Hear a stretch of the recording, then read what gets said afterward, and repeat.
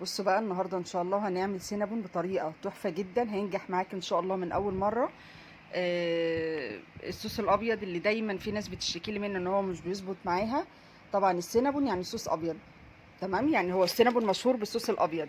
الصوص الابيض نعمله ازاي وازاي يبقى تقيل معايا وازاي ينجح كده ان شاء الله، كل حاجه هتلاقيها في الفيديو ده. ازاي عجينه السينابون تبقى هشه معاكي وطريه وتبقى تحفه جدا وما تفكش منك ولا اي حاجه. برضو ان شاء الله في الفيديو ده هنعمل كل حاجه ان شاء الله واعلمك كل حاجه. معلش سامحوني الفيديو طويل شويه بس علشان هي تفاصيله كتيره شويه. خلاص. السينابون من الحاجات التحفه جدا الجميله جدا. تقريبا تاني مرة اعملها في القناة. يعني عملته قبل كده واتطلب مني وعملته تاني، مفيش اي مشكلة. فهنعمله النهاردة كده واحدة واحدة مع بعض ان شاء الله ونزينه واقول لك كل اسراره وكل تفاصيله. بصوا شكله حلو جدا جدا، ولو انت بتعملي مشروع او بتطلعي اوردرات منه ان شاء الله هينجح معاكي جدا جدا. يلا نسمي بسم الله ونقول اللهم صل وسلم وبارك على سيدنا محمد وعلى اله وصحبه وسلم. مبدئيا كده اول حاجة هبتدي بيها هو الصوص الابيض. ليه بعمل الصوص الابيض الاول؟ علشان يتقل معايا. خلاص، لان ده كل ما بيقعد كل ما بيتقل. حابه تعمليها قبلها بيوم وتحطيها في التلاجة مفيش اي مشكله، تعمليها قبلها بيومين مفيش اي مشكله معاكي. خلاص، حابه تعمليها في نفس اليوم يبقى هتبداي بيه الاول.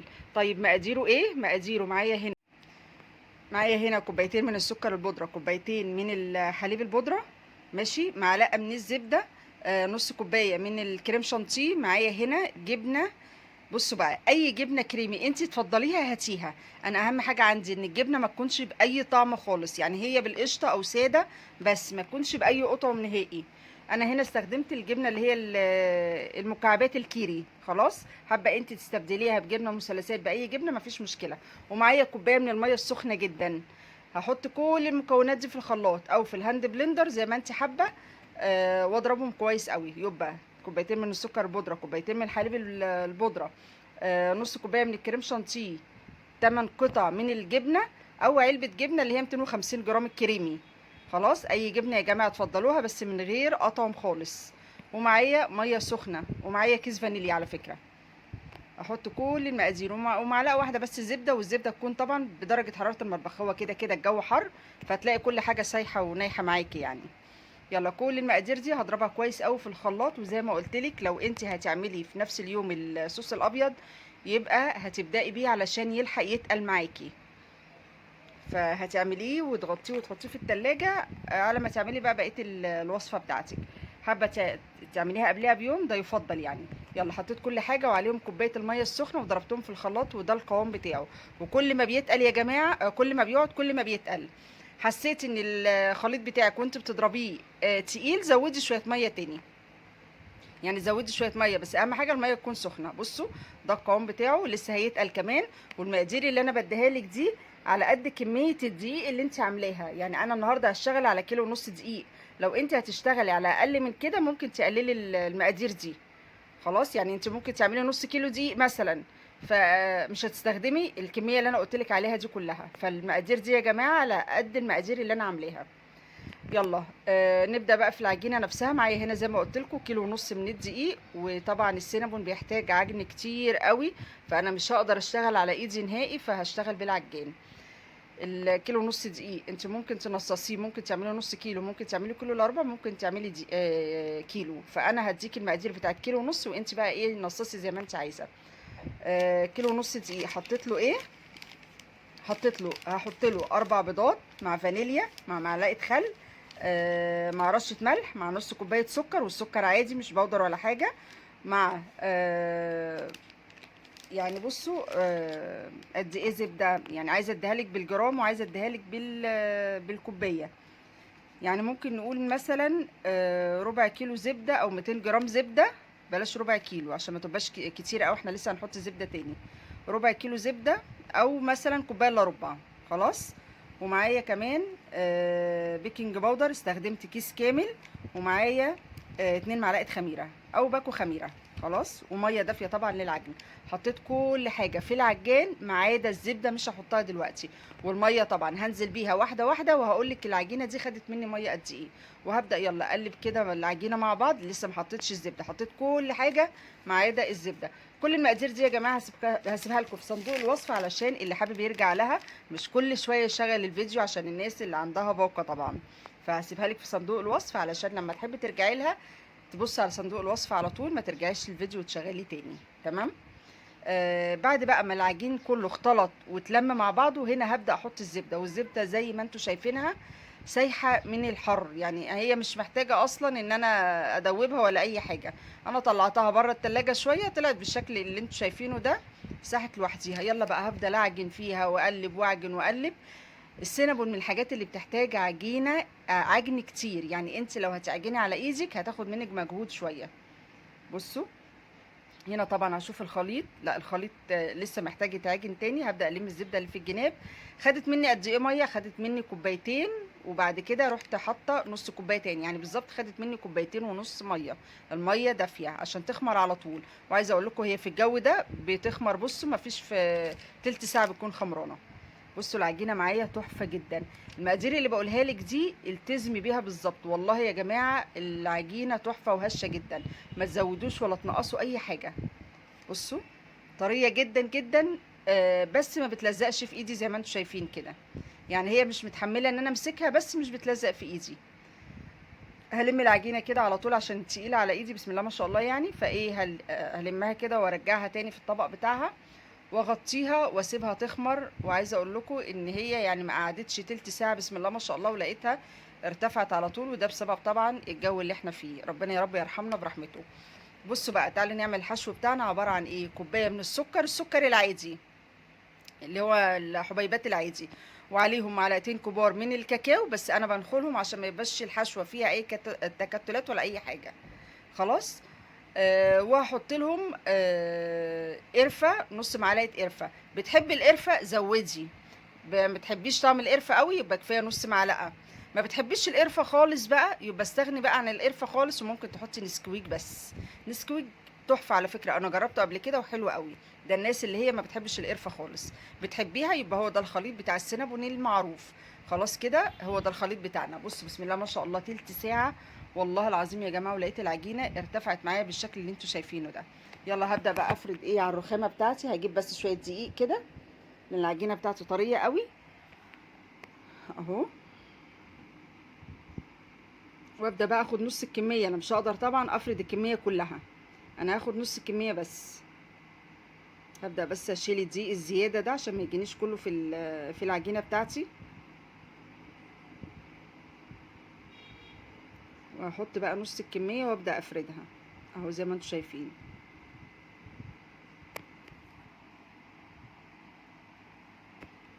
زي ما بقولك ممكن تعمليه مشروع وتطلعي منه اوردرات حلو جدا طبعا. السينابون اصلا بره اسعاره غاليه، وصدقيني هتعمليه بنفس طعم بره بالظبط. يلا هبدا افردها كده، واحاول ان انا افردها بشكل مستطيل، يعني مش دائري ولا حاجه، انا عايزاها بشكل مستطيل اهو. هفرد بقى على قد ما اقدر، وخدوا بالكم ان انا لسه هلفها رول، يعني ما تخليش العجينه بتاعتك سميكه. هبدا بس اسويها كده من الجناب زي ما انتم شايفين، عشان زي ما بقول لكم انا عايزاها مستطيله. طيب معايا بقى هنا زبده. بصوا الزبده سايحه ازاي. انا مش هقول لك بدرجه حراره المطبخ لان هي لوحديها هتلاقيها بدرجه حراره المطبخ. هبدا بقى ادهن الزبده على وش العجينه كلها، بس ما تجيش عند الحروف. خلاص عشان الحروف تعرف يعني تعرفي تلزقيها معاكي كويس. او حط كميه كويسه اهي من الزبده عشان تطلع كده ايه ملفوفه معايا وطبقاتها حلوه اهو. يلا وادي الخليط اللي احنا عملناه من السكر والكاكاو والقرفه. وعايزه اقول لكم بالقرفه حلوه قوي. وزي ما بقول لك ما بتحبيش القرفه قوي قللي الكميه بتاعتها، بس القرفه اهم حاجه تنخليها، لان القرفه ساعات بتبقى ايه فيها بتكون خشنه يعني ماشي. فاحنا مش عايزين الحشو بتاعنا واحنا بناكله يضايقنا ولا حاجه. يلا هفرد بقى كميه كويسه كده من الخليط، وبعد كده ابدا الف رول واحده واحده بقى وانت بتلفيه كده. ثواني هتبان هنا بس الصوره، الكاميرا ما كانتش جايبه العجينه كلها يعني اهو.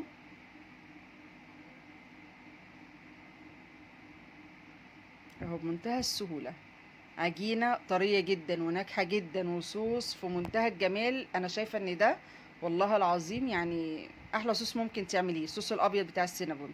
وعلى فكره مش شرط ان انت تحطيه على السينابون بس، لا، انت ممكن تحطيه على اي كيكه بتعمليها، تحفه جدا. يلا هبدا الف الرول بتاعي كده. وخدوا بالكم ان العجينه بتاعتي خمرانه، ولسه هتخمر تاني بعد التقطيع، ولسه كمان لما تخش الفرن هترتفع معايا وحجمها هيزيد تاني. فراعي ده كله وانت بتقطعي، يعني دايما ما تخليش القطعيه بتاعتك كبيره. بصوا هنا بقى الاطراف بتاعتنا انا بليتها بالميه كده عشان تلزق معايا، وهتلزق معايا ومش هتفك ابدا وهي في الفرن ولا حتى بعد ما تخمر. بصوا بمنتهى السهوله. عشان كده بقولك ما توصليش الزبده لاخر العجينه. يلا هبدأ بقى بس اضغط عليها كده اهي، بس والفها لفتين كده، اولا علشان الاطراف بتاعتها تثبت معايا، ثانيا عشان الرول كده يكون متساوي كله زي بعضه. اه بصوا لفتين كده بس مش اكتر. ما شاء الله بصوا مش مستحمله معايا.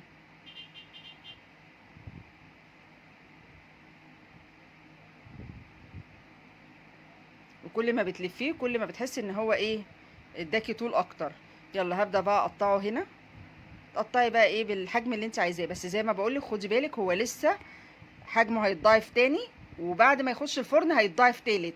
تمام، علشان بس تاخدي بالك من القطعيه بتاعتك. بس كده عملنا اول رول اهو زي ما انتم شايفين. الاطراف بتاعتي ثابته جدا جدا، مش هلفها تحت السينابون ولا اي حاجه، انا هسيبها كده. بيكون شكلها بصراحه احلى بكتير وما بتفكش مني. جبت هنا الصواني بتاعتي، وانا بحب دايما اسوي في صواني الالومنيا. خلاص يعني بتوزع درجه حراره كويسه قوي. فنصيحه ان انت تسوي في صواني الومنيا او في صاجات الالومنيا. اهم حاجه ان انت توسعي ما بين كل واحده وواحده. ليه؟ لان بصوا انا هوريكم انا موسعه قد ايه، وهوريكم هي في الاخر يعني حجمها اتضاعف وقربت من بعض قد ايه. فاهم حاجه يا جماعه، اهم حاجه ان انت توسعي المسافات بينهم. شايفين الرولات شكلها تحفه ازاي، حلوه قوي. والقطعيه كلها مقاس واحد اهو.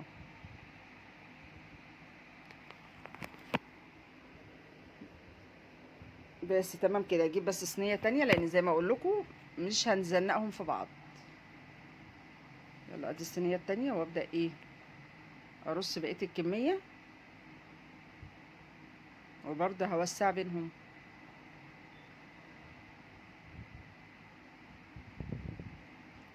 يلا هعمل بقى نص العجينه اللي باقي معايا، وزي ما عملت في الجزء الاولاني هعمل كمان في الجزء ده اهو. عشان بس الفيديو ما يكونش اطول من كده، فانا بحاول بقى اختصر في اللقطه دي.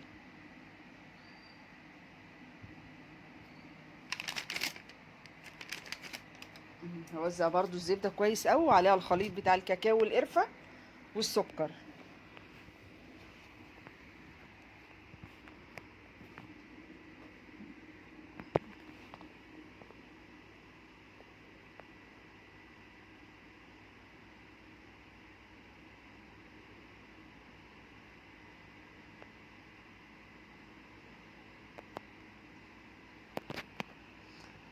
يلا بقى اللي لغايه دلوقتي لسه ما حطش اللايك يحط لي لايك، تعليق حلو كده منكم علشان الفيديو يترفع.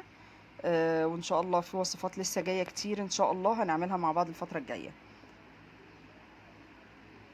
اللي اول مره يشوف القناه يدوس على كلمه الكل يا جماعه، ويدوس على علامه الجرس علشان كل ما انزل فيديو يوصل لكم اشعار على طول. والناس اللي ما بيوصلهاش اشعار وهي اوريدي مشتركه في القناه، الغي الاشتراك واعمليه من اول وجديد، ان شاء الله الاشعارات هتوصلك على طول. والاشعارات يا جماعه ما بتوصلش للناس اللي مش متفاعله مع الفيديوهات، فالاشعارات مش بتوصل لهم. عشان ناس كتير بتقول لي ايه ده انت نزلتي فيديو انا ما شفتوش، فانتوا مش متفاعلين مع الفيديوهات علشان كده هي مش بتوصل لكم. يلا ادي الرول التاني اهو هبدا اقطعه. معلش بقى لو في صوت عشان انا قاعده جنب البلكونه.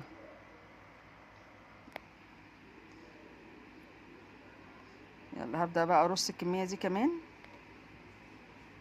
اهو. ما شاء الله الكيلو ونص عمل معايا كميه كويسه جدا جدا. ده لان انا بطلع منه يعني، فانتي مش ملزمه ابدا ان انتي تعملي الكميه دي كلها، فانتي قللي الكميه على حسب طبعا العدد اللي انت عايزاه. هم عملوا معايا ما شاء الله الصواني دي كلها، هغطيهم بقى واسيبهم يستريحوا وهوريهم لكم بعد ما يستريحوا. بصوا ايه رايكم؟ طبعا ملاحظين ان حجمهم اتضاعف رغم ان انا كنت موسعه المسافات بينهم، بس زي ما انتم شايفين كده طبعا بيخمروا، ولسه لما يخشوا الفرن كمان هيزيد حجمهم كمان، وهوريه لكم ان شاء الله. بيخشوا على فرن سخن، يعني انا دلوقتي مشغله الفرن بيخشوا على فرن سخن. ما بيقعدوش كتير يا جماعه. انا دخلتهم على الشبكه اللي في النص مشغله من تحت بس، ما بفتحش الشوايه خالص. قعدوا معايا تلت ساعه بالدقيقه. خلاص تلت ساعه، ما تسيبيش الفرن اكتر من كده عشان ما تنشفش معاكي. يلا لما تطلع اوريهم لكم. بصوا هنا بقى لما طلعت، شايفين في منتهى الجمال، شكلها تحفه جدا جدا، طريه قوي. ده اللون اللي اديتوني. تلت ساعه بس يا جماعه، بكرر محدش يزود عليها في الفرن اكتر من كده عشان ما تنشفش. وبعدين الفرن بتاعك بيكون عالي، لو دخلت على فرن واطي برضو هتنشف منك. فهي على فرن عالي على الشبكه اللي في النص، هي بتاخد اللون ده لوحديها. بصوا تسويتها، وبصوا طريه قد ايه. بصوا تحفه جدا، وريحتها بقى مش قادره اقول لكم، ريحه القرفه مع الكاكاو تحفه جدا. يلا بقى ادي الصوص بتاعي، هوريكم ازاي ان هو لما بيقعد بيتقل، رغم ان انا كمان مش عاملاه قبليها ولا اي حاجه يعني بفتره. يلا حط بقى اي صوص انت بتحبيه. انا هنا كان عندي صوص كراميل وصوص شوكولاته، كانوا عندي اصلا في التلاجة، طلعتهم سيحتهم واستخدمتهم. وكان عندي برضو اللي هي اللوتس، وبرضو ايه طلعتها وسيحتها على حمام ميه سخنه. منتهى السهوله يعني. الصوصات دي اصلا كانت عندي في التلاجة. انما انت لو حابه بقى تعمليها، في انا منزله على القناه قبل كده طريقه عمل الصوصات، ممكن ترجعي لها وتتفرجي عليها. ده صوص الشوكولاته. صوص الشوكولاته بعمله عباره عن ايه؟ شوكولاته ولبن بس، مش اكتر من كده. يعني شوكولاته ولبن، وبسيحهم على حمام ميه او بوطي عليهم النار شمعه. وده صوص الكراميل كان عندي برضو، يا دوبك سيحته برضو على حمام ميه لان كنت حاطاه في التلاجة، وهو لما بيتحط في التلاجة بيجمد. واي صوصات عندك زي ما بقولك استخدميها، وحابه تحطي بقى مكسرات حطي مكسرات، وبالف هنا وشفا عليكم. بصوا تحفه جدا يا جماعه، وناجح مليون في الميه. صدقيني لو عملتيه من اول مره بنفس الطريقه ونفس الخطوات اللي انا عاملاها، والله العظيم هتدوقي احلى سينابون في حياتك، احلى كمان من محلات سينابون نفسها. يعني انا اتحدى اي حد ان هو يفرق في الطعم بينهم. بالعكس انا شايفه اللي انا بعمله احلى بجد، والله العظيم مش غرور ولا اي حاجه، بس جربوه ان شاء الله. وهو ان شاء الله انا واثقه ان هو هيطلع معاكم احلى من كده كمان، وصحتين وهنا على كل اللي هيجربوه. بصوا شايفين طار ازاي، تحفه جدا. يلا اتمنى يا رب الفيديو يعجبكم، واتمنى ان شاء الله تكونوا بتطبقوا الوصفات، والوصفات بتعجبكم. واللي ليه اي وصفه عايزني اعملها له يكتب لي بس في الكومنتات، وان شاء الله هعملها له على طول. ويلا بقى ما تنسونيش في اللايك وفي تعليق حلو منكم علشان الفيديو يترفع. يلا اشوفكم في وصفه جديده وفيديو جديد، واقول لكم السلام عليكم ورحمه الله وبركاته.